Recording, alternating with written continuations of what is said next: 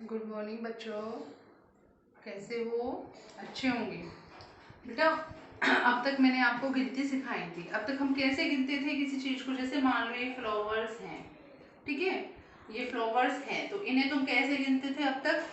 1 2 3 4, या फिर 1 2 3 4 5 6। तो बहुत टाइम लग जाता था इसमें।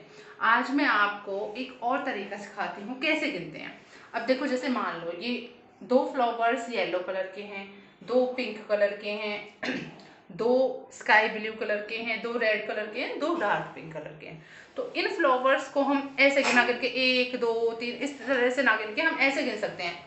2 2 2, यानी कि 2 2 4 2 6 2 8 2 10, यानी कि जैसे समूह में 2 2 के हमने समूह बना लिए और उन्हें ऐसे अपने मन मन में जमा करते चले गए। 2 जमा में 2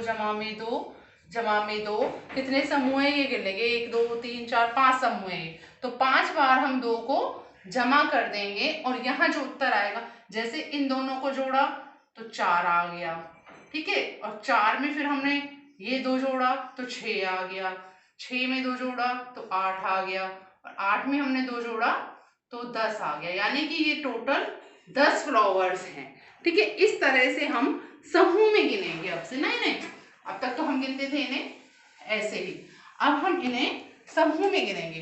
देखो एक और तरीका मैं आपको बताती हूँ। मान लो देव और वो हैं, हेमंत हैं, वो पार्क में घूम रहे हैं। अचानक से उन्हें मिलता है बहुत सारा ढेर मिल जाता है कंकड़ों का। बहुत सारे कंकड़ उन्हें वहां पड़े मिल गए। अब अगर इन कंकड़ों को वो ऐसे गिनते हैं कि 1 2, तो बहुत सारे कब तक गिनेंगे? तो उन लोगों ने क्या किया, इनका ना समूह बना लिया। जैसे बहुत ज्यादा है तो 5 5 का इस तरह से समूह बना लिया,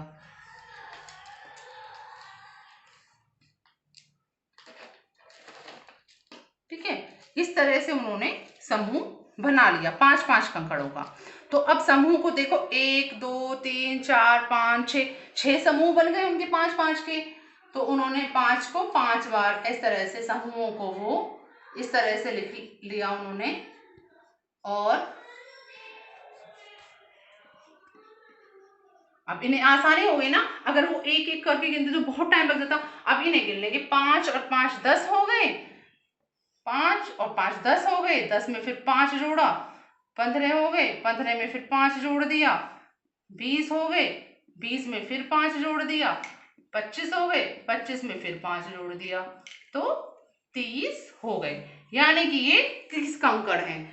अब देखो एक तरीका और, जब चीज के हिसाब से हम समूह बनाते हैं, हमारे पास वस्तु की मात्रा कितनी है।